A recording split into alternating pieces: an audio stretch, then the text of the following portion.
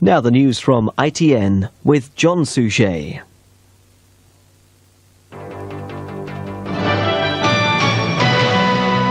Good afternoon. MPs from all parties have welcomed Lonhro's decision to sell the Observer newspaper to The Guardian.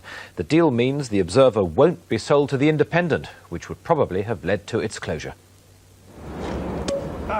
Celebrations at The Observer this morning. The Guardian deal dispelling fears Britain's oldest Sunday newspaper would die. The mood is one of extreme relief. The uncertainty that's been dogging the paper all week is now over. In an overcrowded Sunday market, The Observer's circulation has been dwindling, and with it, its profits. Its owners, Lonhro, opted to turn down a rival offer from The Independent. We've known for months that The Independent was trying to buy this newspaper, and had it done so, it would have shut us down. And at the end of last week, it looked as if they were getting close. To see now that The Guardian has succeeded in what must be the most natural marriage in British journalism is just wonderful news. For The Guardian, the move makes perfect sense. Their presses currently lie idle on Saturdays. Now they'll be in action 7 days a week. The deal will be subject to scrutiny by the Monopolies and Mergers Commission, but it's widely believed within the industry they'll give the sale the go-ahead. France is pulling its troops out of the Serbian capital Belgrade because of fears for their safety. The withdrawal comes amid growing pressure for Western airstrikes against Serbian positions in Bosnia. This morning, the Bosnian crisis was discussed by Mr. Major and his cabinet in Downing Street. The Foreign Secretary, Douglas Hurd, will outline the government's latest thinking in a Commons debate later this afternoon. Police hunting for the killer of a woman stabbed to death in Derbyshire are still questioning a 27-year-old local man. Debbie Buxton was murdered near the village of Marston-on-Dove while walking her dogs on Tuesday. There's no apparent motive for this attack. This morning, police were stepping up their search for the weapon that killed Debbie Buxton. It's thought to be a knife with a blade at least 6.5 inches long. Mrs. Buxton was stabbed several times in the back and twice in the chest by the killer, who's thought to have stalked her from behind. Her body was found near the River Dove. Police today reveal that Debbie and her husband Ron were due to celebrate their wedding anniversary on the day she was killed. Ron Buxton had returned home from a business trip to France and was expecting to go out to dinner, but Debbie wasn't at home.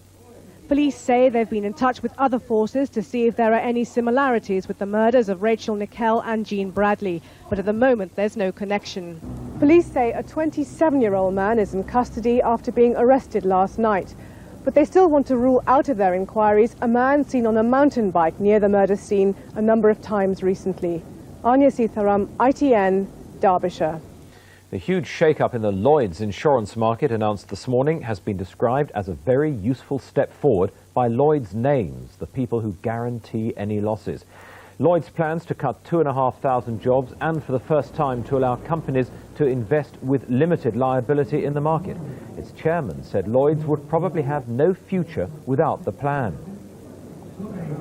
It would be a tragedy if Lloyds failed. It would be a disgrace. It would be our failure, the people who've been concerned with managing and leading the society. And we must not let that happen.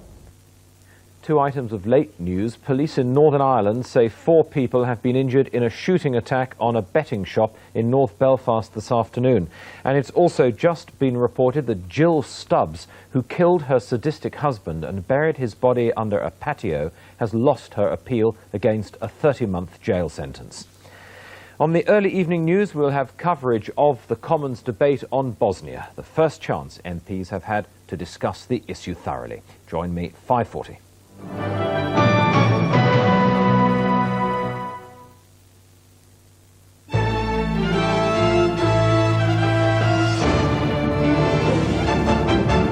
Hello, I'm Fiona Foster. This is London Today. A gang of robbers fleeing police have opened fire in West London. One member of the public is reported injured. A policeman was shot at but not hurt. The chase followed a post office robbery at London Road in Isleworth. Police officers are now surrounding several residential streets in Chiswick. A coroner has recorded a verdict of death by misadventure on a baby who drowned on an outing with a family friend. 10-month-old Emily Bartlett Napper plunged into the Thames at Staines, strapped into her pushchair last month. The friend, 48-year-old Dorothy Baker, said she blacked out and let go of the chair. But after today's hearing at Chertsey, Emily's parents said they were unhappy with the verdict and still didn't know the truth about their daughter's death. Drivers of London's black cabs are taking their fight against illegal minicabs onto the streets of the capital. 2,000 cabbies are using traffic jam power to snarl up central London. They've targeted Marble Arch for their main protest. The drivers claim their livelihood is under threat from the sheer number of minicabs competing for business. And they say the competition is unfair as their rivals can cut corners and operate unregulated. We estimate that there's 36,000 minicab drivers which are working and claiming social security benefit. So in effect, that's a £150 million subsidy that the government are giving to this industry. And when you work out tax evasion as well, the black economy is in the minicab trade is much larger than anything, much larger than, say, the lump of the building trade of the 70s. The Princess of Wales has been seeing at first hand the government's fight against crime and drugs. On her first visit to the Home Office, the Princess was briefed on more than 400 projects being run under the Drugs Prevention Initiative. The Princess is patron of the charity Turning Point. It also helps people with drink and drugs problems.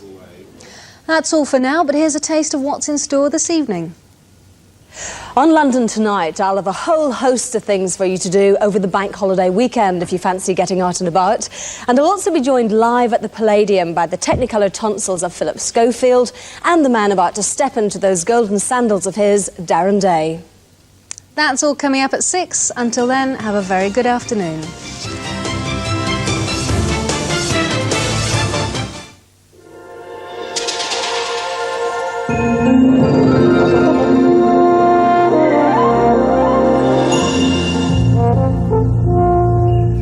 Hello again. Well, a quick look at tonight's weather. It is going to be a mild night. Skies will be clear for much of the time. We'll have to say as the night goes on there is just a small risk of the odd thundery shower here and there. Lowest temperatures around 10 degrees Celsius. That's around 50 Fahrenheit.